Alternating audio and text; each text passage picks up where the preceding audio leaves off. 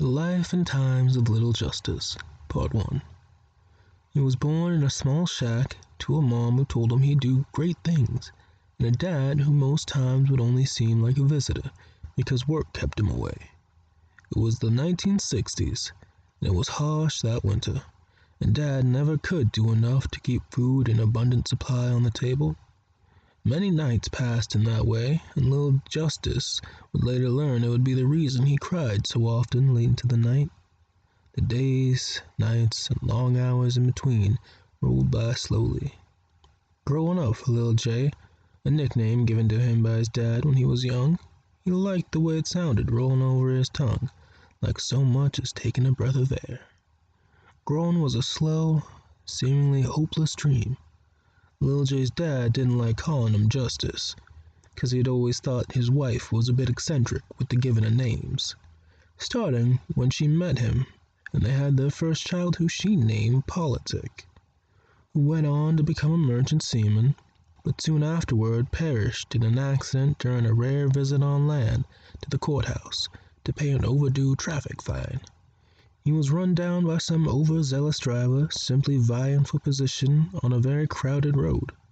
Then, of course, in time was born Justice, a special day for mother and father who both believed he was the answer to their prayers in a house devoid of laughter between the long moments of silence. Yet he was mostly called Lil J simply because it seemed appropriate after all. He was only 2 foot nothing, and he was nearing the age of 7. Lil J had spent a large part of his childhood playing outside in the woods, chasing down strange creatures who happened by on occasion near their small home. He and his dog, a Labrador retriever named Bullet, would chase down those poor, unsuspecting little creatures who wanted nothing more than to go about their daily routine of gathering up what little food they could find in the early morning hours, afraid possibly to be seen in the later hours for fear, I suppose instinctively, that they might become a large animal's dinner. One day, while romping through the woods, Lil J and his dog happened upon a tree. It was no ordinary tree, mind you, because on it had a sign that read, "This is no ordinary tree. It's extraordinary." Well, this tree instantly intrigued our Lil J, to the point where he just had to know what was not so ordinary about it.